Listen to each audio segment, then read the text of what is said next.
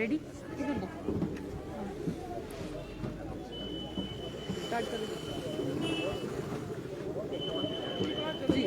कल जिस तरह से जो कार्रवाई है यहाँ पर प्रशासन की तरफ से की गई, आप लोगों को विधानसभा के बाहर से भी हटाया गया, अब अगली क्या कार्रवाई रहेगी इनके कर्मचारियों की तरफ से? क्या अगला कदम उठाया जाएगा ओपीएस की बहाली को लेकर? जी नमस्कार।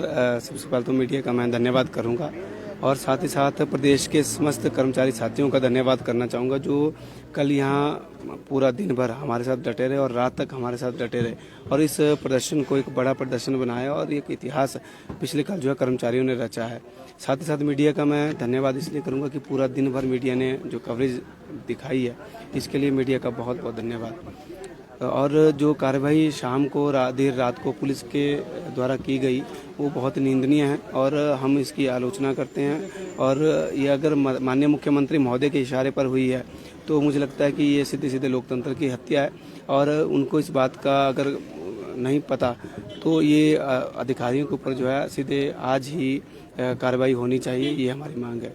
जी, पिछले कल जिस तरह की स्थिति बनी हुई थी दिन के समय में जो कैबिनेट मंत्री सुरेश भारद्वाज वो भी वहाँ पर पहुँचे थे, आपको कहा जा रहा था कि प्रतिनिधिमंडल आप चाहिए मुख्यमंत्री से बातचीत कीजिए, उस पर देखिए हम सीधे पूरे प्रदेश के कर्मचारी आए थे माननीय मुख्यमंत्री महोदय से मिलने और उनसे बात करने, वो नहीं आए। हम औरों से किसी से भी बात करना नहीं चाहते थे और हम बिल्कुल नहीं चाहते थे कि किसी और से बात करके जो हमारी बात बिगड़ जाए, इसलिए हम सीधे माननीय मुख्यमंत्री महोदय से बात करना चाहते थे और माननीय मुख्यमंत्री महोदय कर्मचारियों के बीच आकर ही बात करें क्योंकि हम इस प्रदेश की जनता भी है और वो यहाँ आकर बात करते तो वही ज़्यादा सही था और इसलिए हम जो है हमारी ये मांग थी जो पूरी नहीं हुई और हमें दुख है इस बात का। तो आज आपने जो अपना जो प्रदर्शन है उसे स्थगित कर दिया है? देखिए वो इसलिए क्योंकि रात को जो कार्रवाई हमारे ऊपर हुई है और माननीय मुख्यमंत्री महोदय का जो रुख पिछले कल हमने देखा है, इसलिए आज का जो हमारा कार्यक्रम था उसमें थोड़ा हमने बदलाव किया है।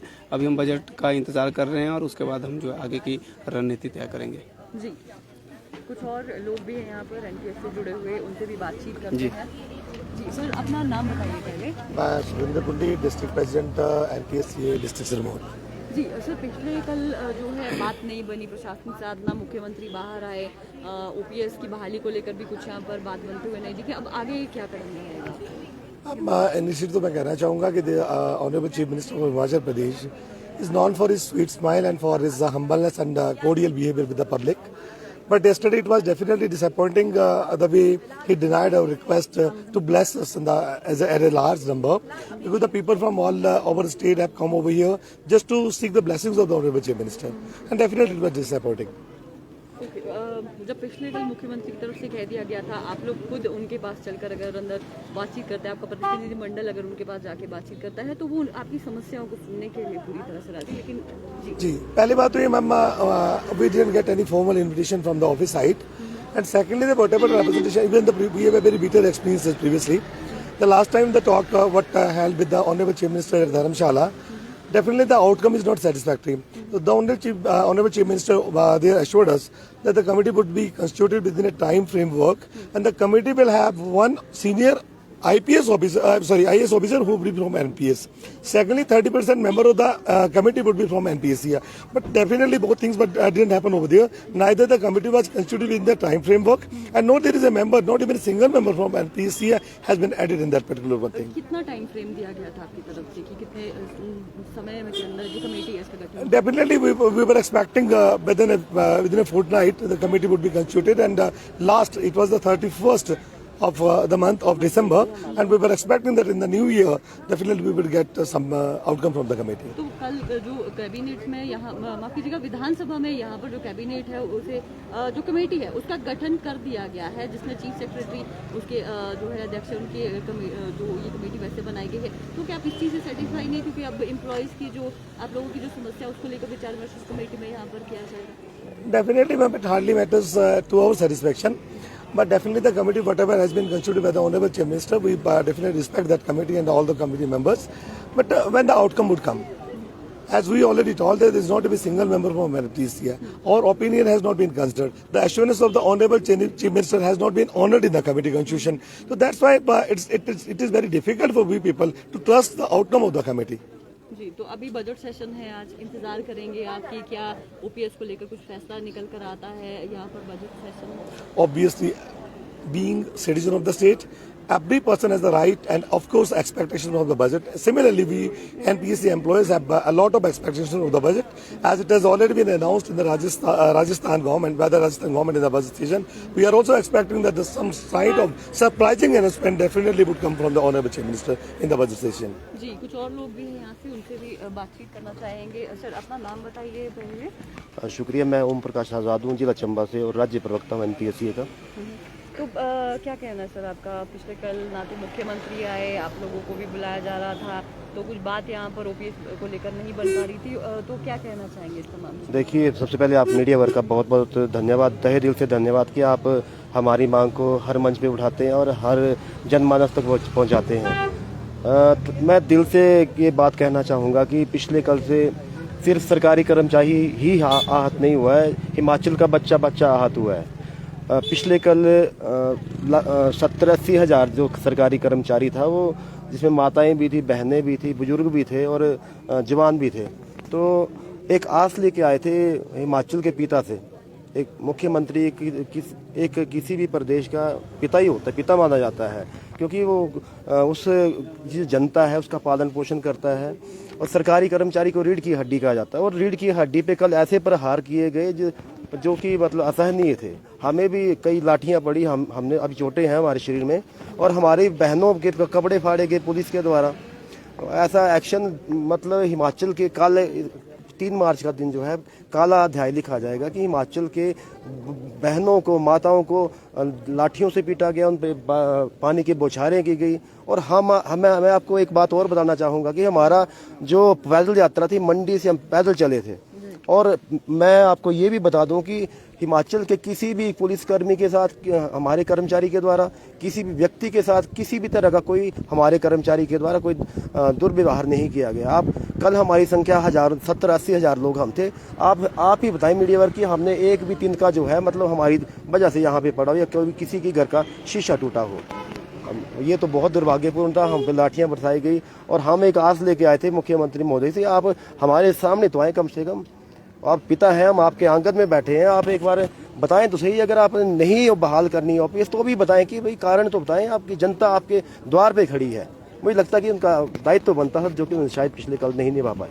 जगह जो है वो विधानसभा के बाहर नहीं बल्कि यहाँ चौड़ा मैदान में कहा गया था आपको जो प्रदर्शन करना है, तो 103 से जब डाइवर्ट किया जा रहा था तो क्यों इस चीज़ को लेकर सहमति नहीं बनी कि आप लोग वहाँ से होते हुए चौड़ा मैदान की तरफ यहाँ पर आए? देखिए, इस बात को हमने जब हमारी राज्य स्तरीय बैठक हुई थी उसी वक्त हमने ये कह दिया था कि हम जब विधानसभा के बाहर बैठेंगे, इसके लिए हमने जो हमारे जो पत्र थे वो भी हमने सरकार को सोशल मीडिया के माध्यम से पहुंचाए थे कि हम एक अनुशासित तरीके से आएंगे, शांतिपूर्वक तरीके से आएंगे और बाहर बैठेंगे। अब कोई नारेबाजी नहीं होगी, ऐसा कुछ भी नहीं होगा, और हम शांतिपूर्वक तरीके से बैठे। लेकिन हमें बीच में रोका गया, तो ये तो हमें कहीं ना कहीं I would like to supplement over here that the way local administration wanted we people to move, it was a small trail, as you all know, and it was very difficult for all the people who were assembled in thousands of number to walk through the bike. We requested the administration either they assure us the safety and the security of all the members who were present over here, and they denied to provide us any written security and safety of the concern. That's why we were requesting to march on the main way which leads to the Vidhan Sabha. That was the main concern. It would be very appreciated, sir, if you can speak in Hindi. Yeah, sure, ma'am, sure. तो आप जी। ये जो पहले जगह चिन्हित जी वो विधानसभा आपने पहले से कह दिया कि जी विधानसभा आप करेंगे, लेकिन प्रशासन की तरफ से ये कहा गया कि पहले ही विधानसभा बजट सेशन शुरू होने से पहले ही ये चीज कह दी गई थी कि आपको चौड़ा मैदान जो है एक जगह चिन्हित कर दी गई। जी, निश्चित तौर से मैम आप सभी को मालूम है कि पहाड़ी रास्ते और खासतौर से अगर शिमला की बात करें, जिस फगडंडी से रास्ते से हम लोगों को वॉक करने के लिए एडमिनिस्ट्रेशन कह रहा था, वो इतना तंग था कि उसमें 2-3 लोगों का मूव करना भी बहुत मुश्किल है, और वहां से हजारों की संख्या में एक 200-400 मीटर की हाइट पे चढ़ जाना ये बहुत ही रिस्की था, बहुत जोखिम भरा था।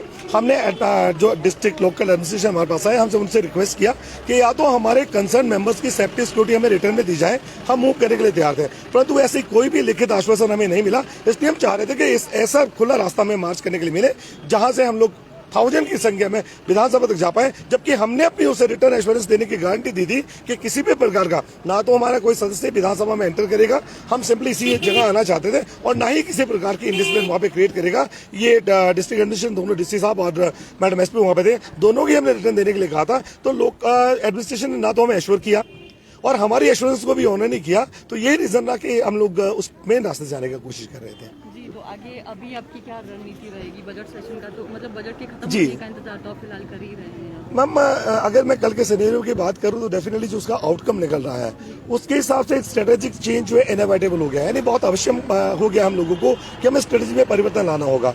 अगर हम बात करते हैं लोकतांत्रिक प्रदेश की, तो लोकतंत्र में दो चीजें हैं, या तो पब्लिक है या पब्लिक रिप्रेजेंटेटिव। हम लोगों ने पूरा प्रयास किया कि लोक प्रतिनिधि जितने भी है, एमएलए है, एमपीज है, किसी भी पार्टी के हो, हम सभी से रिक्वेस्ट कर चुके थे, सभी के माध्यम से विधानसभा में और माननीय मुख्यमंत्री तक अपनी आवाज उठाने का हमने प्रयास किया। उसके बाद भी जब बात नहीं बनी, हम लोगों ने पूरा एक लार्ज नंबर में पब्लिक को यहाँ ला करके असेंबल किया, जो लोग चाहते थे इस बात की विटनेस देने के लिए कि ये हजारों की संख्या में एम्प्लॉइज है जो पुरानी पेंशन की बहाली चाहते हैं। और आपको बता दें, जो पुलिस पर्सनल हमारे साथ खड़ा था, वो सारे के लगभग 90% ऐसे थे जो पुरानी पेंशन की बहाली चाह रहे थे। अगर हमारे साथ बर्बरता भी की गई, वो बर्बरता भी उन पुलिस अधिकारियों की वजह से हुई है जो खुद पुरानी पेंशन में है। उन लोगों ने बाध्य किया उन लोगों को फोर्स करने के लिए, और उस ऑर्डर्स को ऑबे करने के लिए उन लोगों को कंपल्सरी हमारे ऊपर उस अत्याचार को करना पड़ा। और जहां तक आउटकम की बात रही, तो मैंने कहा कि स्ट्रेटेजिक चेंज हमें जरूर करना पड़ेगा। अगर हमारे पब्लिक रिप्रेजेंटेटिव हमारी बात को नहीं उठाते हैं, हम रिक्वेस्ट अब आम जनता से करेंगे, लोगों से करेंगे, घर घर जाकर करेंगे कि आप हमारी इस मांग को डिफेंड करने के लिए आगे आए। हमारे पेरेंट्स हैं, हमारे रिलेटिव्स हैं, हम सभी से रिक्वेस्ट करना चाहेंगे कि हमारी मांग को, जेन्युइन मांग को यहाँ पे रेज करने के लिए हमारा सपोर्ट। एक सीधा सा सवाल है जी। कि अब आपकी आस टूट चुकी है या अब भी आपकी आस बंधी हुई है और आप इंतजार करेंगे? निश्चित तौर से हमारी आस बंधी है, और आस तब तक बंधी रहेगी जब तक पुरानी पेंशन बहाल नहीं होती है। वो ये सरकार करती है, ये सरकार रिपीट होने के बाद करती है, या सरकारें बदलने के बाद करती है, हम लोग संघर्ष जारी रखेंगे। पुरानी पेंशन बहाली के बिना किसी भी कर्मचारी का गुजारा होना संभव नहीं है, और उसके लिए हमारा ये अधिकार भी बनता है। जो कर्मचारी 40 वर्षों तक किसी सरकार की सेवा करता है, निश्चित तौर से बुढ़ापे में जब वो बिल्कुल बेसहारा हो जाता है, मानसिक और शारीरिक रूप से कमजोर हो जाता है, उस वक्त उसे सहारे की आवश्यकता होती है। और ये एक जो जिसके मॉरल अपॉइंटी की बात करते हैं, एम्प्लॉयर की बात करते हैं, उस नियोक्ता का भी फर्ज बनता है, मौलिक कर्तव्य बनता है कि अपने कर्मचारियों की जीवन पर्यंत सुरक्षा की गारंटी दें। उसी गारंटी की हम मांग करें, और इसके लिए हम निरंतर संघर्ष करते रहेंगे। जी, बहुत बहुत शुक्रिया। Thank you ma'am, thank you very much, thank you.